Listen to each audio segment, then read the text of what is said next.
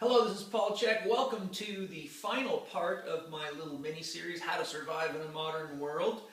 Today we're going to talk about the importance of having a spiritual practice. What I'd like to do to begin our little discussion today is express what it means to me to be a spiritual person. Certainly there's many definitions out there, but the one that I think is most important when it comes to the practicality of the spiritual life is that the spiritual person is someone who takes responsibility for what they create moment to moment in relationship to self and others. It doesn't matter what your religious practice or spiritual practice is. If it's not ultimately creating a person who's more capable of taking responsibility for their creations, then it's a potential distraction, in my opinion. We must remember also that all relationships are 50-50 deals. It takes two to tango, as they say. So one who's engaged in the spiritual practice is the person who accepts responsibility for their 50% of every relationship to persons, places, and things. Once we do that, and we're clear about what we've contributed to for better or for worse, then we know for sure that we can heal at least 50% of the relationship. And it's important to know that it's not our job to make the other person heal. It's our job to give them the space to heal and to heal our part of the relationship. And once we heal ourselves, we begin creating an opening and a lightening energetically that actually facilitates the healing of the other person. If we hold on to our pain and our resentment, we have to energize that within ourselves. For me to be angry at you or somebody else, I have to hold on to that. I actually have to keep you inside of me, and I have to energize that every time I think of you. Oh, that guy's an asshole, or he said, she said. All of that I must do on my own power, because such behaviors in my experience are not the natural mode of love and self-expression of the universe. So Arnold Patent in his principles would tell you that such behavior must be powered by your own energy, which is why in my clinical experience people that hang on to such issues and have dogmatic opinions are often ill in health and low in vitality.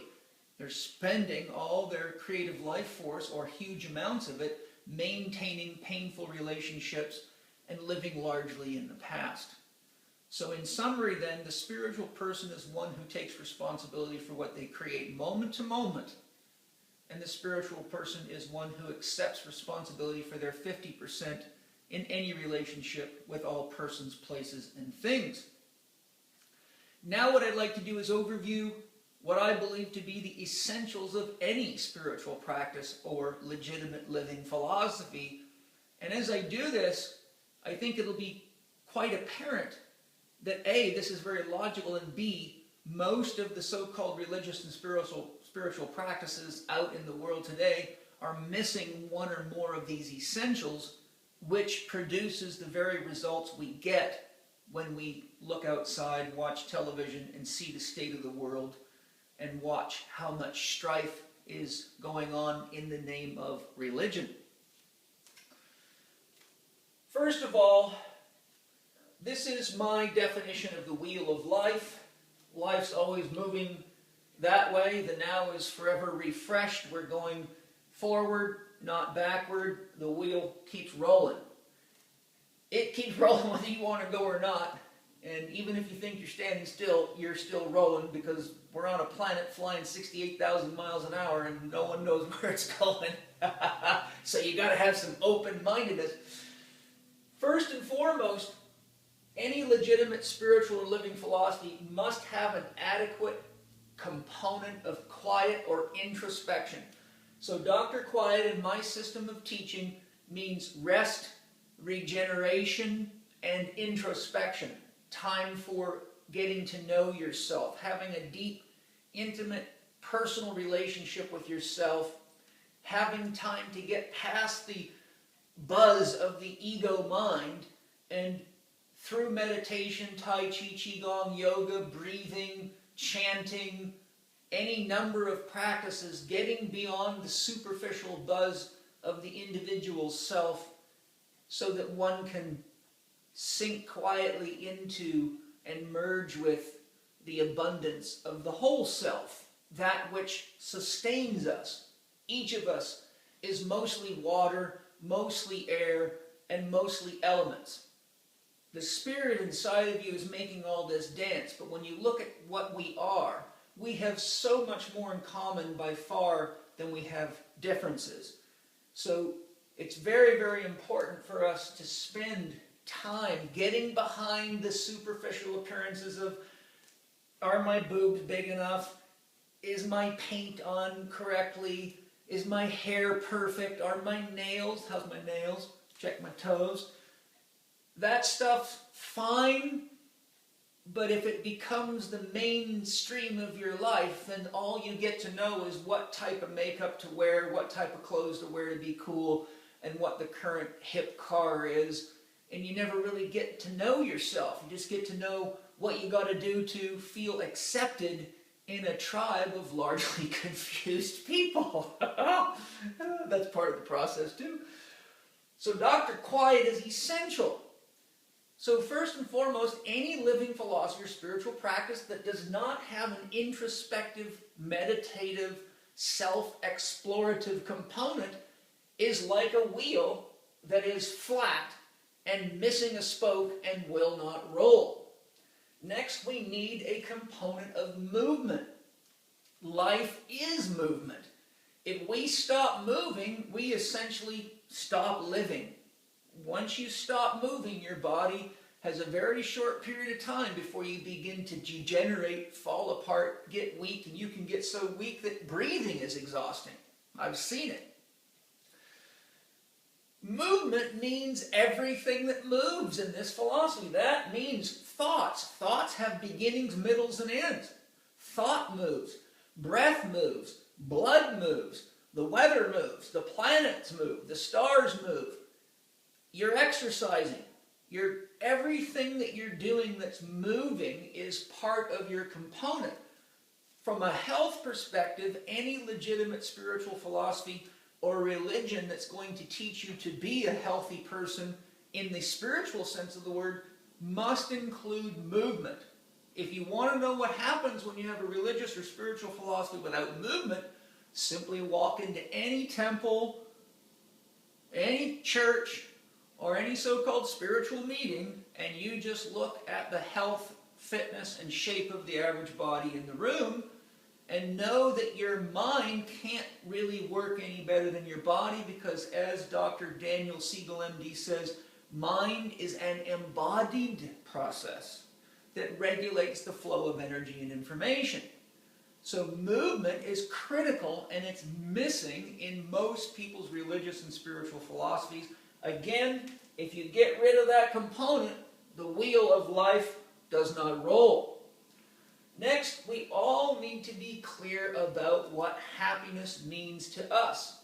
Arnold Patton beautifully says, you must conceive of life in ideal terms before you can live it that way. That's straight up logic from a wise dude. We should all listen to that. You must conceive of life in ideal terms before we can live it that way. An example of conceiving life in ideal terms is this blackboard. I love blackboards. Einstein's one of my heroes. I studied him extensively, and I love the fact that he always drew pictures on a blackboard. So I conceived of my life having these must be rented lips, blackboards. And I have them. And so by conceiving of life in ideal terms, I live it that way. And I just want to share that with you because I know it works. So movement's essential, quiet's essential, happiness is essential, because no matter how hard someone else tries to make you happy their way, the risk that it isn't going to be fun for you is very, very real. If we don't know what makes us happy, we do not have any way to establish healthy core values to support the creation of the experience that we refer to as happy. And I am not referring to the kind of happy you get when you smoke a joint or take some MDMA or eat a bunch of sugar or someone gives you a new car or that kind of stuff. That stuff's very, very temporary. That's like the smoke and the mirrors of Hollywood or the ornaments on your Christmas tree. They're only there for a few days. I'm talking about happiness as a sustainable experience where you are willing to accept the challenges that are inevitable in life because you know they're part of a natural growth and development process, and because you know it's a necessary component of building any legitimate dream, and if there was no challenge along the way, there'd be no value in it. When someone's clear about what happiness is to them and they have a dream, all labors become labors of love. Believe me, after watching my first wife have my son and seeing her pelvic floor split right open, I immediately thought, oh my God, who would want to do that twice? What woman would want to get split in half twice? But what I realized is that this is the power of love. A woman loves her child so much she's really willing to get split in half, and she will forget about it right away and do it again. That's what I mean by accepting the challenge of the labor of love. I have worked my ass off to build this institute and had many challenges and still do. But it's what I came here to do. It is my labor of love. That's why I'm here doing this for you. Because I can. Yahoo, baby. All right? So get clear on what makes you happy. No one's going to do it for you. And if they do it for you, you will feel controlled. Okay? If we don't have happiness, we got a wheel that doesn't roll. Someone who's quiet, moving and fed, but has no sense of happiness is just a healthy, fit, unhappy person. Okay? Next, and again, equally obvious, is doctor diet. We must have a healthy dietary component. From a spiritual perspective, eating organic whole foods and biodynamic foods is absolutely essential, because to purchase those foods is to support the planet that supports us. That's essential. Whenever you can love and care for yourself and it becomes a benefit for everybody, including the animals and the little creatures, that's good loving. So having a healthy, organic-based, whole food-based diet, eating right for your individual needs, not eating more than you need, not eating less than you need, and not torturing yourself through dietary practices to try to save the world. For example, many people for religious reasons become vegetarians, but they make themselves sick. I've had piles of them as clients, and I have to ask them, is it really wise to make yourself sick to avoid eating an animal? Because last time I checked, animals don't vote. Animals can't make changes on the planet. They can't clean up the water, the sky, the air, and stop wars. So we must take responsibility for feeding ourselves in a way that activates our innate potential to grow, live, and love fully, or our philosophy, again, has a big flat spot in it, and it won't roll. So that's my wheel of life from a spiritual perspective and the essential components. Again, the spiritual person takes responsibility for what they create, and they begin with their 50% of every relationship. Next, a spiritual practice has everything to do with learning to love fully. Now, the Judeo-Christian model teaches that you should not love yourself first, you should always love others. There's a fundamental flaw there. First of all, you can't love someone else any better than you can love yourself. And if you do love others more than you love yourself, then you're doing what I just said the vegetarian shouldn't do, which is killing yourself, depleting yourself, making a sick, tired person so that you can love somebody else. If Jesus was here, I can assure you he would not have been doing that. Most wise men are wise enough not to torture themselves in order to help others. Some saints and sages go through a process of mortification, which looks to others like they're torturing themselves, but they're actually practicing getting rid of the body because they've been here many, many times and they're finished with their work here. But that gets confusing. People see that and think, oh, the body doesn't matter. It does. Without it, what do you got right now? Okay? So, first we learn to love ourselves because we're 50% of every we relationship. So a healthy, happy, whole person brings a lot to a relationship, even with a tired, sick, unhappy person, because there's a lot of charge in one person with a lot of juice in them that can be shared instantly. Finally, when we love ourselves enough to grow into healthy relationships, we learn how to forget about ourselves in an optimal, healthy way. We know when to extend ourselves out of love, and we have the resources to extend ourselves when Mother Nature calls us to do that. Finally, as we grow spiritually, we come to love and respect all human beings as expressions of the one universe or the one divine, whatever you believe is the source of all life. I call it Great Spirit, spirit beyond spirits, spirit with no name, no shape, no form, no color. Now I'm safe, baby. Aho. So, I, we, all. That's the stage of spiritual development. Mastering resistance. Resistance is an essential component of spiritual development. For example, if you didn't have the principle of resistance, could you change your body? If your body got fat and you had no resistance, you couldn't change your body. Could you grow in relationships without resistance? No. Could plants grow without the resistance created in the polarity of day and night? No. Could you live without it? No. Could your hormonal system work without it? No. Resistance is an essential component of growth, development, and creation. Learning to master resistance is important because resistance creates feeling. If you had sex with somebody but there was no feeling, it wouldn't be good sex. We need some healthy resistance. Also, having an open mind is part of an effective means of dealing with resistance. Oftentimes the resistance we experience is our own. We create it for ourselves by being overly rigid in our thinking.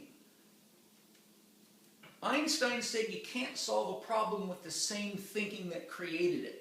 So people that get into dogmatic religious practices, dogmatic spiritual practices, everyone should be a vegetarian, everybody should eat this way, everybody should worship on this day, all of that runs into dogma. We all are here worshiping in the temple of the universe 24/7. I often have to remind the Christians, Jesus is apparently the man who said, lift the stone and I will be there, split the wood and I will be there. I think it's fairly self-explanatory, but he didn't say, lift only the Christian stone and only the split only Christian wood and I will be there. So we must understand that this is a man who taught tolerance at the highest degree, yet the teachings are being interpreted as a means of justifying intolerance. Growth, resistance is growth, love and tolerance for others, and finally we have to consider virtues as an essential component of a living practice.